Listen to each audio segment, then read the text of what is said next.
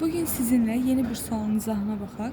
N parametrinin hansı qiymətində 2x kvadratı minus n minus 1x minus 7 bərabər 0 tənliyinin köklərinin cəmi 4-ə 1-ə bərabər olar. İlk öncə tənliyimizi yazırıq. 2x kvadratı minus n minus 1x minus 7 bərabərdir 0. İndi isə Viet teoreminə əsasən yazmaq üçün hər tərəfi 2-yə bölək ki, x kvadratının əmsalı 1-ə bərabər olsun. Bu zaman x kvadratı minus n minus 1 bölünsün 2 vurulsun x minus 3,5 bərabərdir 0 olacaqdır. Yəni bildiyimiz kimi hər tərəfi 2-yə böldük.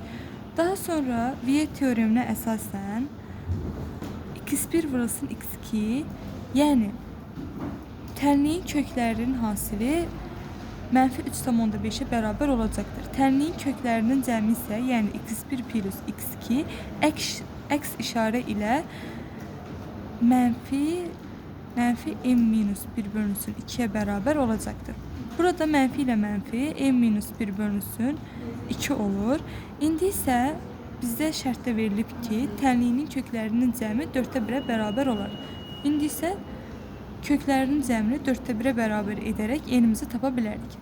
Tənasübdə hər tərəfi çarpaz bir-birinə vursaq, 4 vurulsun n minus 1 bərabərdir 2 vurulsun 1. İndi isə açırıq. 4n minus 4 bərabərdir 2. 4n bərabərdir 6.